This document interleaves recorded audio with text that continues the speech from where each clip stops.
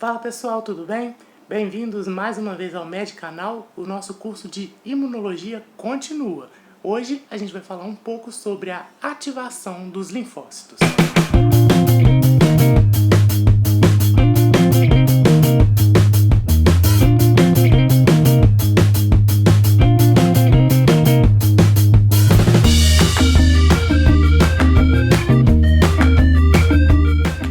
Bom pessoal, então só para situar vocês aqui no nosso curso de imuno, hoje a gente vai fazer a nossa penúltima aula da imunologia básica, né, sobre ativação de linfócitos T e linfócitos B.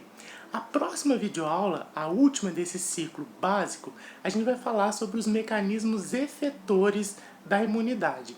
E aí a gente termina essa primeira parte mais básica, né, onde a gente aprendeu todos os mecanismos de ação do nosso sistema imune. Daí em diante, a gente vai fazer outros vídeos, mas aí são vídeos de imunologia aplicada. Mas a imunologia básica, né, o conceitual teórico da imunologia, a gente termina no próximo vídeo, tá bom? Então vamos começar falando sobre a ativação de linfócitos T e a gente começa revisando conceitos que a gente já viu.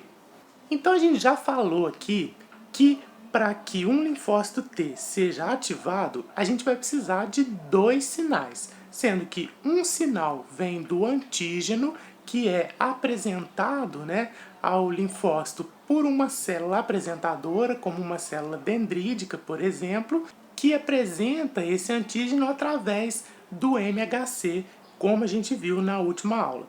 Além disso, a gente precisa de um coestimulador, uma molécula que vai dar um segundo sinal, né, para ativação daquele linfócito.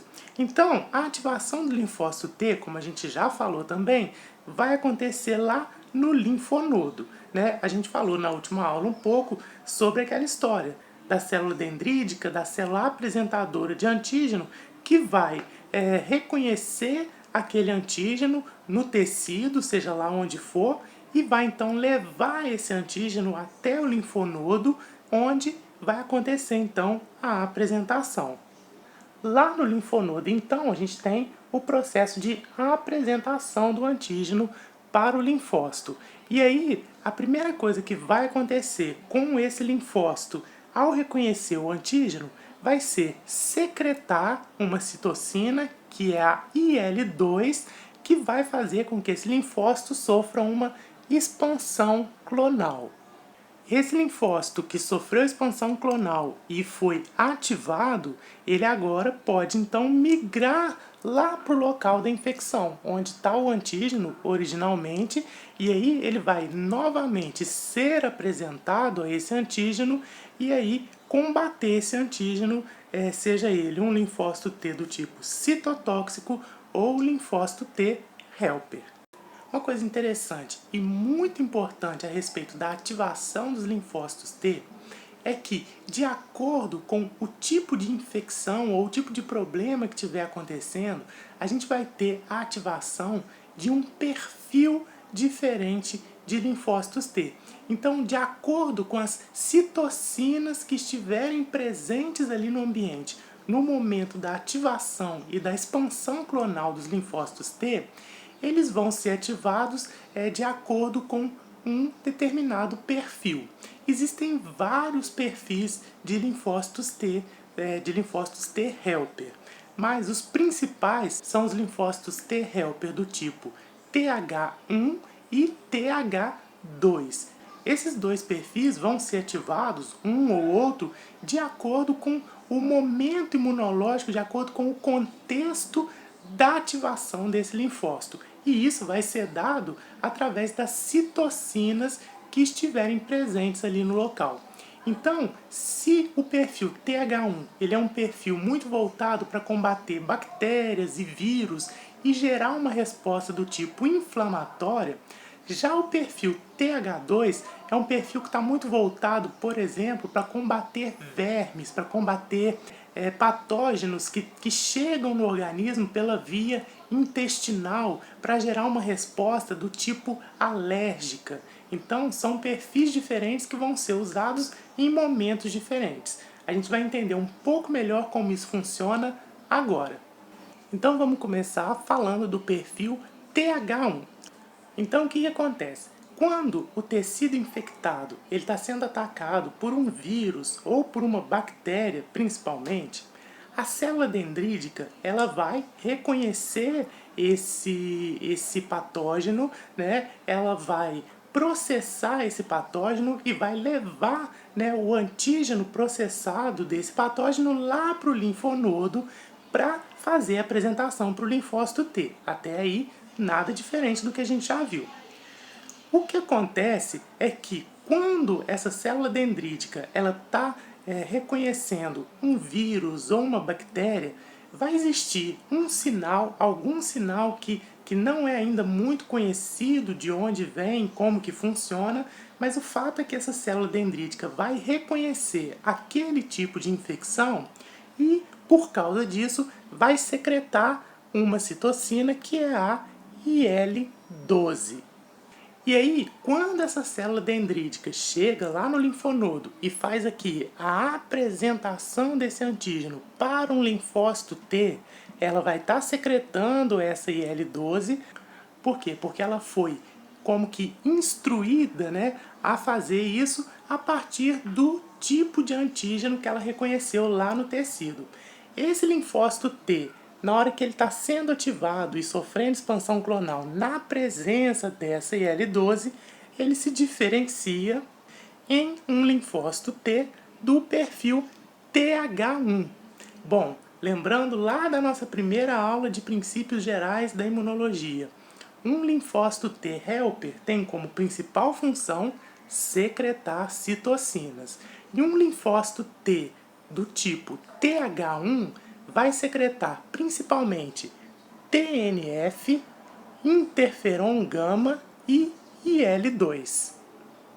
E por que essas três citocinas? Você deve estar se perguntando. Tudo isso acontece com o intuito de fornecer o melhor combate àquele tipo de infecção, né, ao qual o perfil TH1 é especializado. Uma resposta muito mais inflamatória, uma resposta muito mais voltada a combater vírus e bactérias. Assim, o TNF-alfa, secretado pelos linfócitos do tipo TH1, por exemplo, eles têm como principal função ativar macrófagos e células NK. Acontece que o macrófago ele permanece ativado somente durante um pequeno período de tempo, né? Então, o TNF vai lá, ativa o macrófago, ele age um pouquinho e daqui a pouco ele volta a ser um macrófago inativo. O que o interferon gama faz é dar uma aditivada naquele macrófago, é fazer com que aquele macrófago permaneça ativo por mais tempo. E aí o que esse macrófago vai fazer? Ele vai fagocitar mais aquele vírus, aquela bactéria que está ali naquele local, ajudando a combater mais rápido aquela infecção.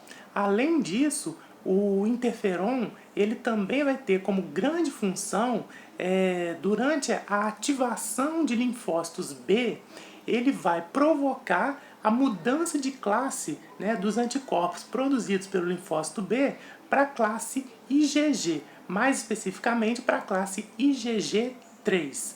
Por que isso é importante? Bom, a gente lembra da aula de anticorpos que quando um linfócito B é ativado, né, ele vai então sofrer uma maturação e aí vai haver também uma mudança de classe dos anticorpos produzidos por aquele linfócito de acordo com a citocina presente ali no ambiente. Nesse caso, na presença do interferon, o linfócito vai começar a produzir anticorpos do tipo IgG3. E essa IgG3 ela é particularmente boa na função de opsonizar vírus e bactérias e de promover a fixação do complemento. Então você vê que tudo está acontecendo no sentido de promover uma melhor resposta àquele tipo de infecção que está acontecendo. E por fim, a IL-2 é uma citocina que ela serve como um fator de crescimento para linfócitos T citotóxicos, células NK e os próprios linfócitos T do tipo TH1. né? Então ela vai proporcionar que você tenha um maior repertório, né, para combater aquela infecção. Então você pode ver que os linfócitos do tipo TH1, eles vão secretar citocinas que vão recrutar elementos tanto da imunidade adquirida quanto da imunidade inata, que são aqueles mais bem preparados para combater infecções do tipo infecções bacterianas e infecções virais. É uma resposta que é feita para combater esse tipo de infecção. É a melhor resposta para esse tipo de infecção. Então é por isso que quando a célula dendrítica lá no tecido detecta que está havendo uma infecção por uma bactéria ou por um vírus, ela imediatamente já vai secretar a IL-12 para que lá no linfonodo, na hora da ativação do linfócito T, esse linfócito T seja ativado no perfil TH1 de forma a combater essa infecção. Agora vamos imaginar que em vez de você ter um vírus ou uma bactéria, né, invadindo o seu tecido, você está infectado por um parasita, como um verme, por exemplo, ou você comeu algum alimento estragado, né, que estava contaminado com alguma bactéria patogênica. Agora, então, a primeira linha de combate, né, a essa infecção vai estar lá no seu intestino, no seu tecido intestinal. Lá a gente vai ter células dendríticas que vão capturar, né, os antígenos ali daquele patógeno que está te atacando e vai levar esse antígeno lá para o linfonodo para apresentar esse antígeno para um linfócito T.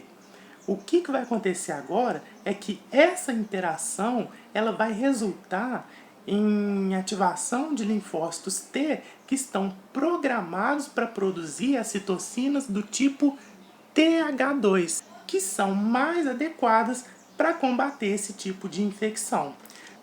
Uma coisa muito interessante que você deve notar é que a citocina, né, que vai estar no ambiente, né, promovendo a ativação dos linfócitos T no perfil TH2 é a IL-4, principalmente.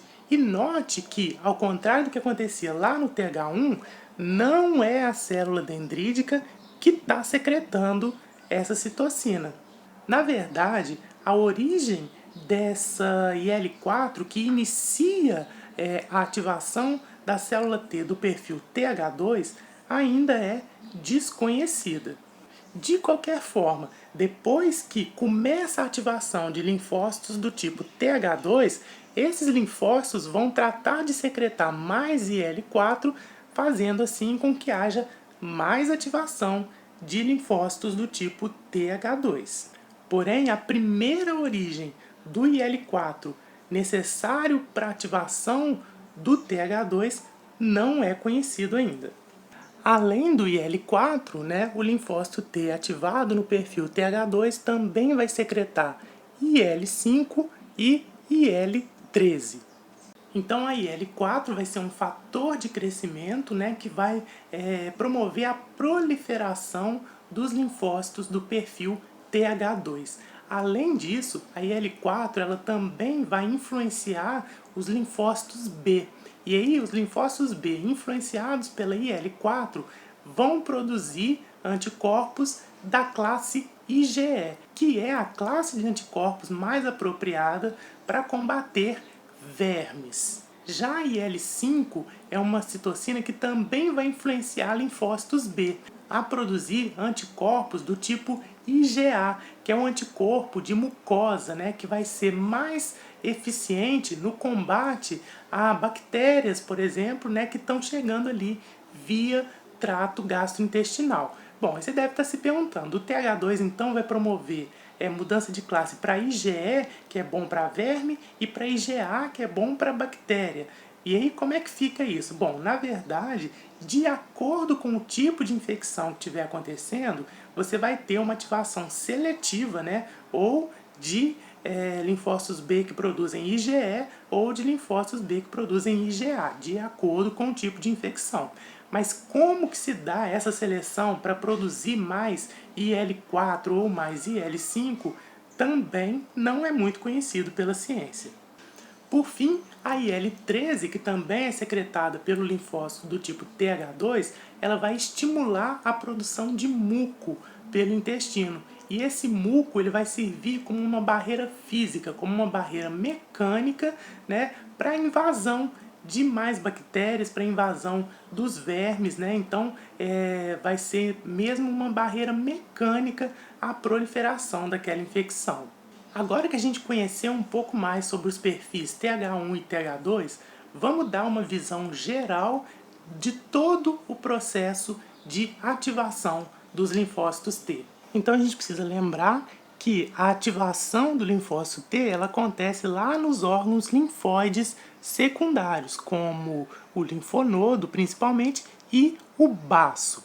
Bom, quais vão ser os requisitos para ativação de um linfócito T? Bom, primeiro, o reconhecimento antigênico, né, através do MHC e do TCR presente no linfócito T. O outro sinal vai se dar através do coestimulador, né, que você se lembra, né, vai ser o B7-1 ou B7-2, também chamados de CD80 e CD86, que vão se ligar no CD28 que está no linfócito. Por fim, como a gente falou agora, no momento da ativação também, a gente vai ter a presença de citocinas que vão, né, levar essa ativação para um ou outro perfil. Então, quando a APC se liga ao linfócito T, né, através desses dois sinais, aí além dessas duas ligações entre MHC e TCR, entre coestimulador, a gente vai ter também moléculas de adesão, né, promovendo ali essa ligação. Todas essas moléculas se ligando ali no momento da ativação formam o que a gente chama de uma sinapse imunológica. E aí, quando se dá essa ligação, então, a gente vai ter a proliferação desses linfócitos, né, através da ação da IL-2. Essa proliferação vai ser acompanhada da diferenciação em células efetoras, que podem ser células efetoras do tipo TH1, do tipo TH2, podem ser do tipo CTL, né, que são os linfócitos T citotóxicos. A gente vai ter a diferenciação em células de memória também, né, que vão permanecer após o final da infecção. E quando a infecção termina, a gente tem então o declínio da resposta, né, mantendo ali apenas as células de memória. Quando uma APC estiver apresentando um antígeno próprio, né, a gente já falou que não vai haver ativação de linfócito, primeiro porque não há um reconhecimento, porque não vai ter o linfócito que reconheça aquele antígeno, né? Porque você deve se lembrar que quando os linfócitos são formados e maturados, vai haver um teste, né? Esses linfócitos vão ser testados e aqueles que porventura vierem a reconhecer antígenos próprios são eliminados. Então, a tendência é que não existam linfócitos que reconheçam antígenos próprios, né, nos nossos linfonodos. Se, ainda assim, por algum tipo de problema, a gente tiver um linfócito que reconheça um antígeno próprio, mesmo assim não vai haver ativação. Por quê? Porque aquela PC apresentando um antígeno próprio, ela não tem nenhum tipo de estímulo para produzir moléculas de coestimulador. Então, ainda que exista erroneamente o primeiro sinal, não vai existir o segundo. E aí aquele linfócito não vai ser ativado e ele vai entrar em um estado que é um estado chamado de anergia, né? É um estado em que aquele linfócito não responde. Isso é um mecanismo para evitar, né, que os nossos linfócitos combatam antígenos próprios. Além disso, vale lembrar que existe ainda na APC uma molécula que se chama CD40. E aí esse CD40 ele vai se ligar numa molécula que existe no linfócito, que é o CD40 ligante.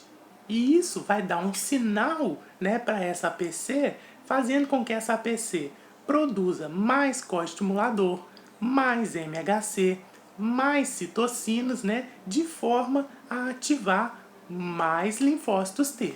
Mas e quando essa resposta estiver chegando ao fim? Quando eu já não tiver mais antígeno para combater ali no meu tecido? Bom, nesse caso, quando a resposta já está acabando, o linfócito ele vai começar então a expressar uma molécula que é o CTLA4. Aqui então a gente tem um linfócito representado e expressando o CTLA4. O que esse CTLA4 vai fazer? Ele vai diminuir a resposta através de um sinal negativo. Como é que se dá esse sinal? O CTLA4 ele vai se ligar na molécula de B7, né? O coestimulador que está na APC. E quando ele liga nesse B7, o que ele faz é impedir que o B7 se ligue ao CD28. E aí você não tem o segundo sinal, o sinal, né, de coestimulador para ativar aquele linfócito. E aí o linfócito entra em anergia. Além de impedir mecanicamente, né, a ligação entre CD28 e o B7, o CTLA4, mesmo que você tenha, por exemplo, outra molécula de B7 se ligando ao CD28, né, essa ligação entre CTLA4 e B7 gera um sinal negativo, um sinal de bloqueio para ativação do linfócito T. E aí com isso esse linfócito entra em energia e aí você vai diminuindo a resposta. E aí relembrando que o linfócito, depois de ativado lá no linfonodo, né, ele passa então a reconhecer sinais dados pelas quimiocinas, né, que estão sendo produzidas lá no local da infecção, e aí esse linfócito migra para o local da infecção para combater a infecção propriamente dita. Quando ele chega lá, ele vai encontrar, por exemplo, um macrófago apresentando aquele antígeno que está causando a infecção. E aí ele não precisa mais do segundo sinal, do coestimulador. Basta o primeiro sinal do MHC apresentando o antígeno para aquele linfócito então agir. Como é que ele vai agir? Secretando citocinas que vão capacitar aquele macrófago, né, a estar mais apto para destruir aquele antígeno.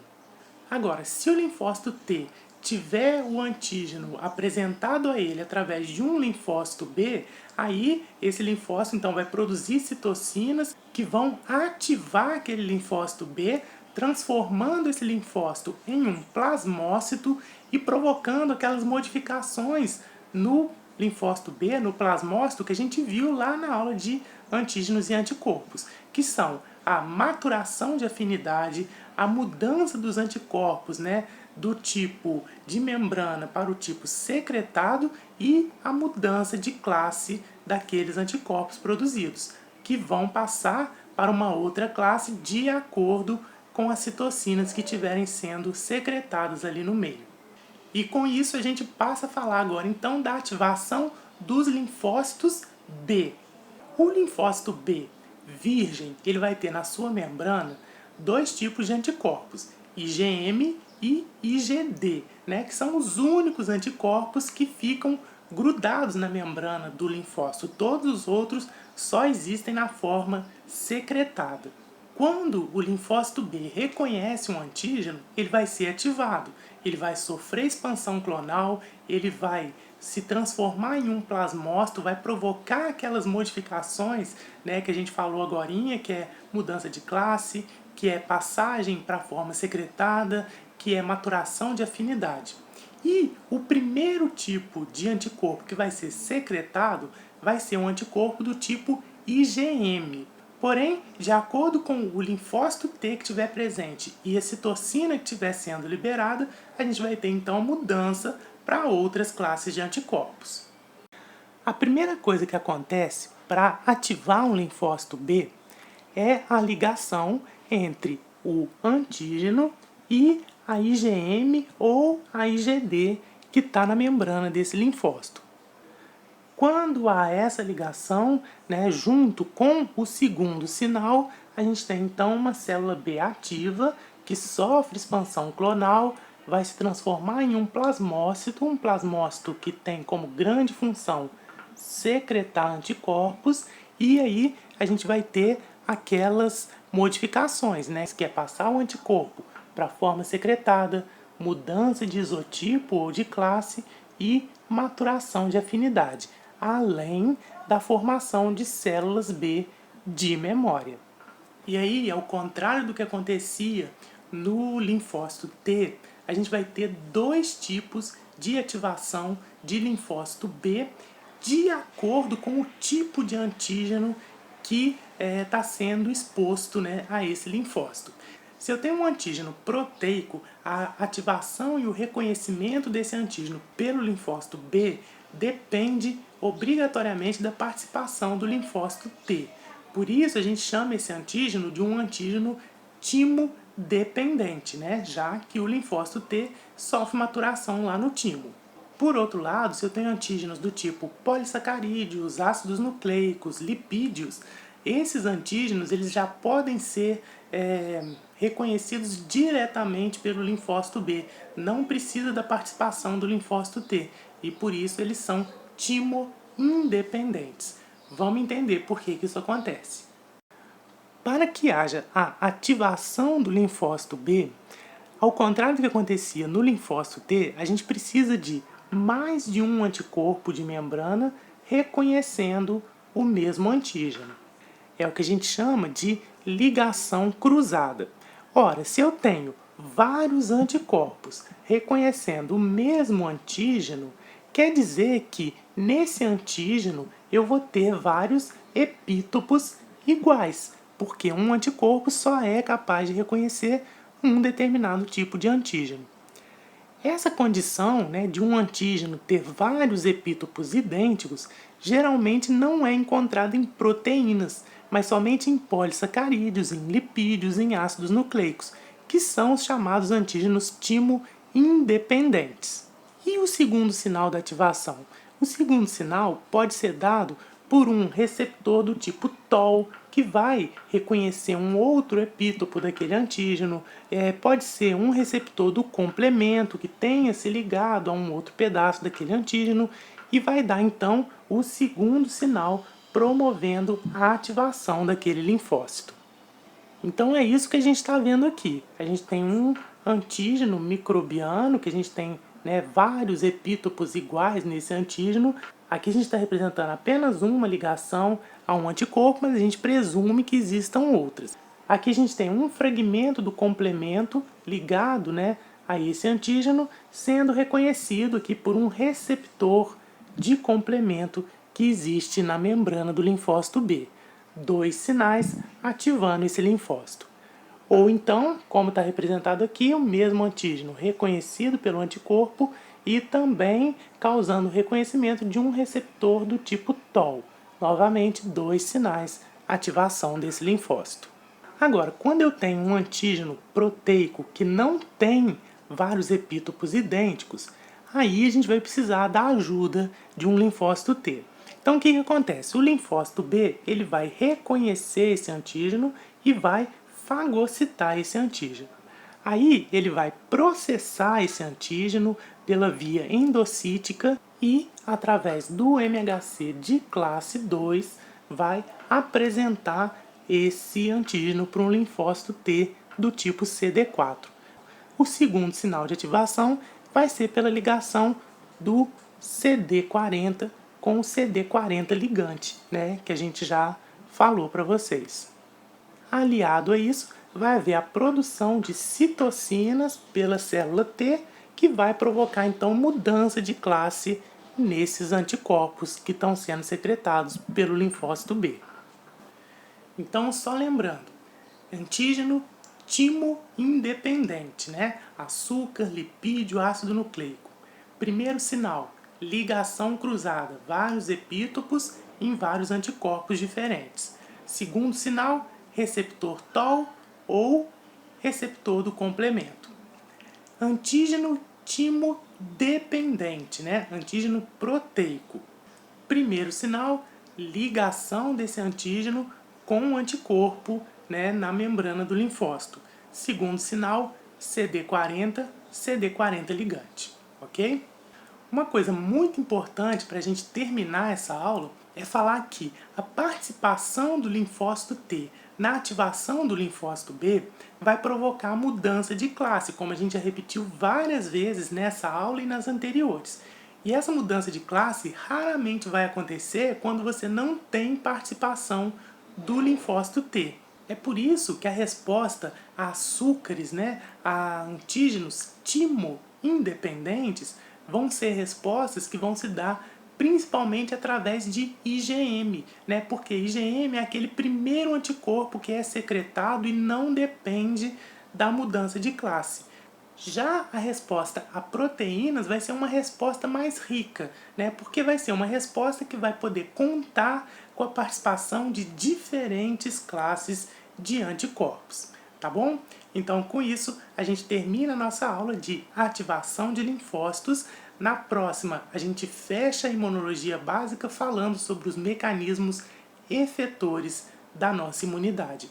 Espero que vocês tenham gostado, espero que tenha dado para entender e que tenha ajudado, né, nos seus estudos. Qualquer dúvida, qualquer sugestão, qualquer crítica, use a caixa de comentários aqui embaixo e aproveite para dar o seu joinha nesse vídeo, que você vai estar ajudando muito para o crescimento do canal. Muito obrigado mais uma vez pela sua audiência, um grande abraço e até o próximo vídeo.